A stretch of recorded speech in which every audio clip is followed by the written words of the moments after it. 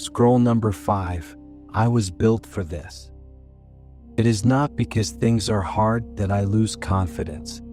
Things are hard because I have not yet built the confidence to meet them. This is one of Seneca's sharpest observations, and it cuts in both directions. The difficulty is real, but the experience of being overwhelmed by it is not inevitable. It is the result of going into hard things unprepared, meeting them as a stranger, flinching at the first encounter, letting the unfamiliarity inflate the obstacle into something larger than it is.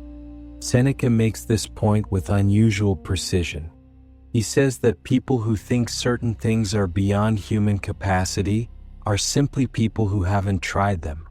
Every person he has ever met who actually attempted the hard thing found it easier in the doing than in the dreading.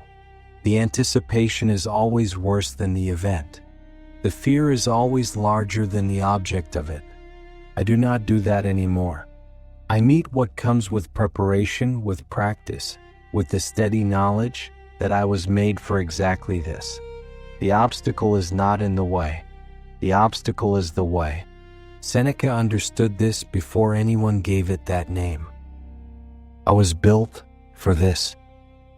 Seneca tells the story of Socrates, who knew his full share of suffering, poverty, a difficult home life, military service, 27 years of war, tyranny, a corrupt democracy that imprisoned and sentenced him to death. And through all of it, through every blow life could find a way to deliver, no one ever saw Socrates in any particular mood of extreme joy or despair.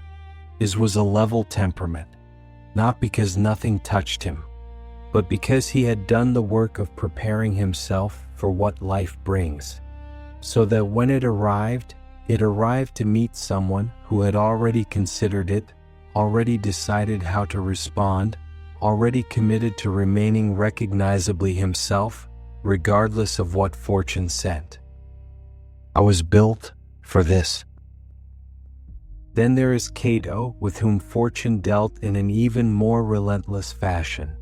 Cato's entire life was passed in civil war or in conditions of developing civil conflict.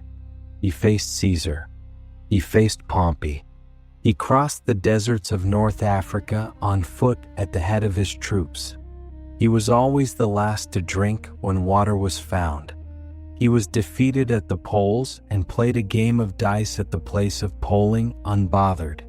And through all of it, no one ever saw a change in Cato.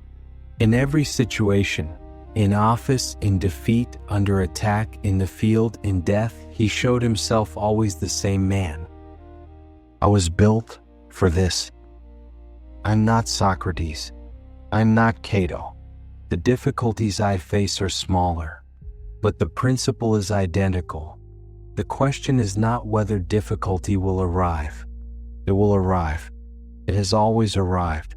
The question is whether it will find me prepared or unprepared, practiced or panicked, rooted or swept away. I choose to be prepared. I choose to have already considered, in the quiet before things go wrong, what I believe and how I will respond when they do. Seneca is clear on this. Everyone faces up more bravely to a thing for which they have long prepared themselves. Suffering itself can be withstood if it has been trained for in advance. The unfamiliar is what breaks people. Familiarity, even with hardship, removes the sting. So I make myself familiar with difficulty. I do not avoid the uncomfortable thought. I sit with it. I consider the worst outcome with clear eyes and find that it is smaller than the fear that surrounded it. I prepare. And then I go forward into whatever comes next without skulking and without flinching. I was built for this. There is a specific kind of adversity I face as a creator, the adversity of invisibility, of slow growth, of effort that does not immediately return visible results. The video that earns nothing. The week where nothing seems to move. The quiet that follows a launch, when the numbers failed to confirm that the work was worth doing. This is not the adversity of battlefields and deserts and political exile, but it is real adversity. It asks the same question that all adversity asks: will you continue when the signal is silence? Seneca knew this particular exhaustion, not of physical hardship, but of sustained effort in conditions of uncertainty, of building something in the dark, without knowing whether the light will ever come.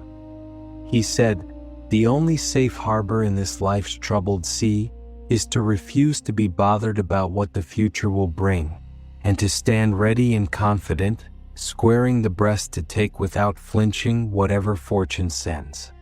That is the instruction, not optimism, not certainty of outcome. Readiness, the commitment to continue regardless of what the numbers say. I stand ready. I square my chest to it. I do not flinch. I was built for this. What Seneca is teaching across these letters is a single deep idea: that hardship is not the opposite of a good life. It is the material of one. The setbacks are not interruptions to the work. They are the work. They are where the character is actually formed, where the practice becomes real, where the commitment is tested, in the only conditions that make a test meaningful, real ones with real stakes, where the comfortable response would be to collapse, and the courageous response is to hold. This is not abstract philosophy. It is a daily instruction. Every difficult day is a training session.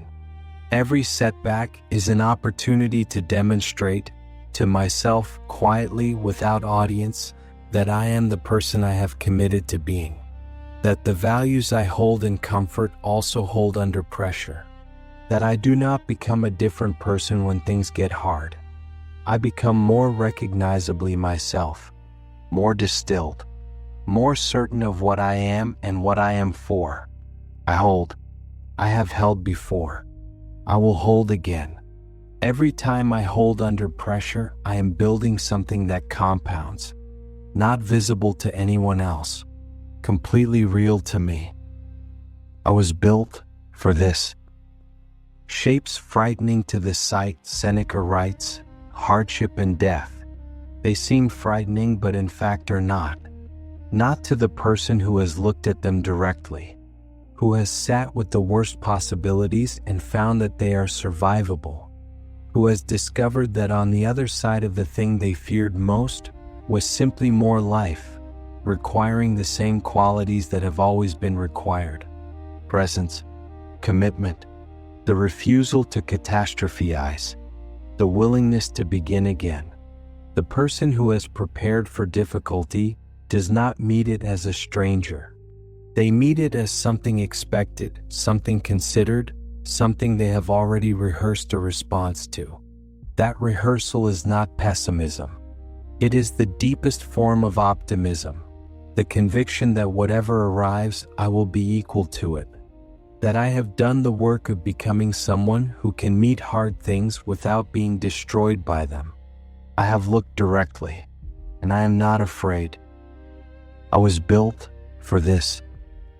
I was built for this. I was built for this.